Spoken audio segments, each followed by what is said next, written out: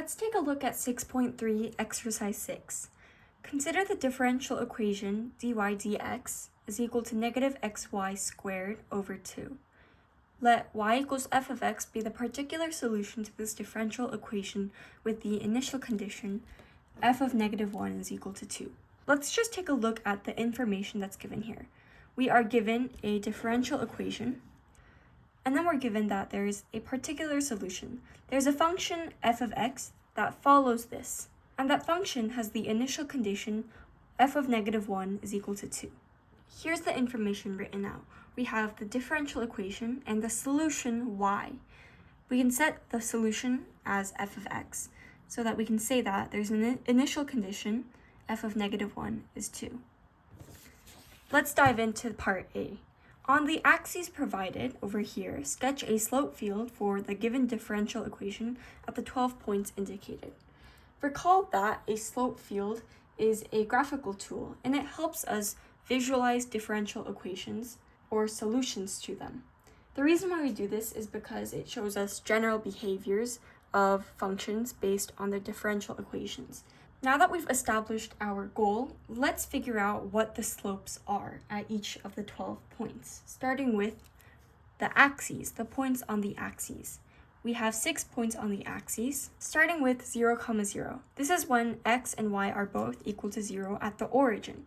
dy dx at this point is just 0 when we plug it into this.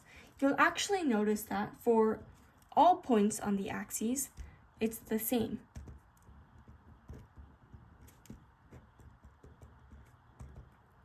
The reason for this is because when either of the variables on the numerator are 0, the whole value of the slope, or dy dx, is going to be 0. So we know that for any of the points on one of the two axes, it's going to be 0. To represent a slope of 0, it's going to be a horizontal line.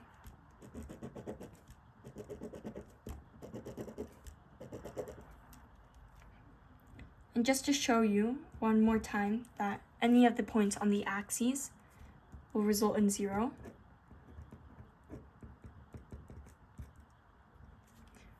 you can see that with 0, 1 as well. So now we have the remaining points that are not on one of the two axes. Let's go one by one, starting with 1, 1. We're going to calculate dy dx, which represents the slope. And you're going to get negative 1 times 1 squared, which is 1, over 2. So negative 1/2. And then for negative 1, 1, you're going to get the same thing but positive.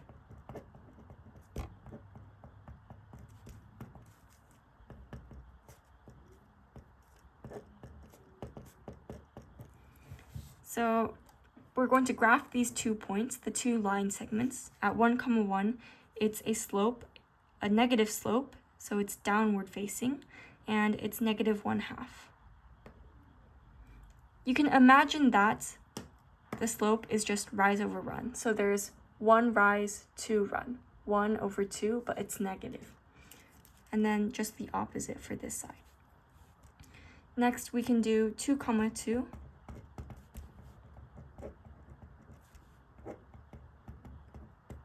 And you'll get negative 2, 2 squared, which is 4 over 2. And you'll get negative 4.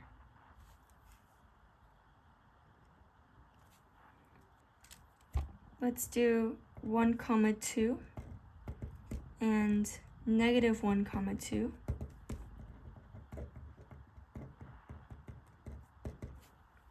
dy dx at 1, 2 is going to be negative 1 times 2 squared, which is 4 over 2. So negative 2.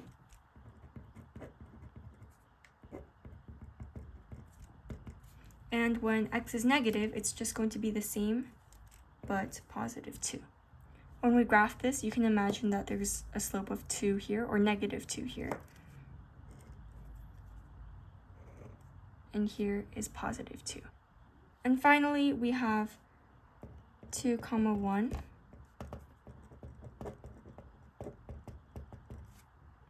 dy dx, when we plug in 2 comma 1, we're going to get negative 2 times 1 squared, which is 1 over 2. So negative 1. And again, we can imagine it's just a slope of negative 1. Write an equation for the line tangent to the graph of f at x is equal to negative 1.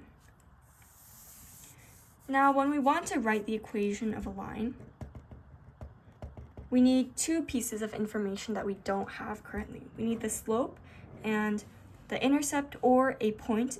The slope is going to be dy dx at x is equal to negative 1. We know that from the given information, the initial condition, this is where y is equal to 2. So this can be rewritten as negative 1 comma 2. And we actually have this information. The slope is going to be 2. Now here you have two options. You can write the slope-intercept form or the point-slope form. Both work. Point-slope form is probably faster. So what we're going to do is y minus y1 is equal to m times x minus x1.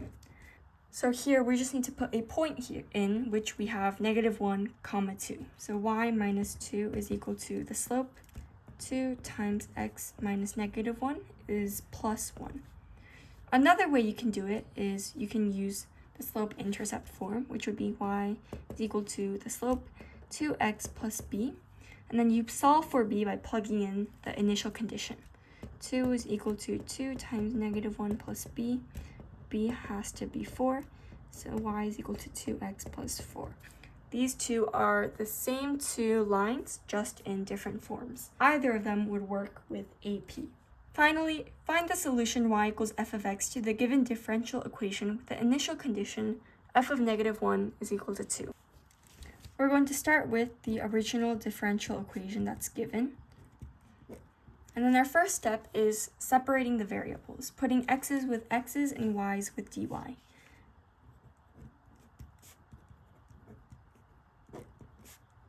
And then I'm going to move the y squared over by multiplying both sides by 1 over y squared.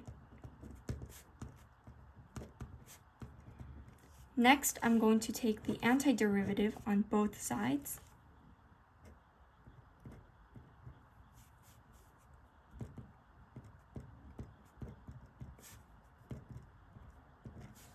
Something to note here is that when it comes to these integrals without the limits or the bounds, we would have a constant on both sides. But technically what we can do is we can subtract this constant on both sides and just get one single constant. Our next step is to figure out what this constant is.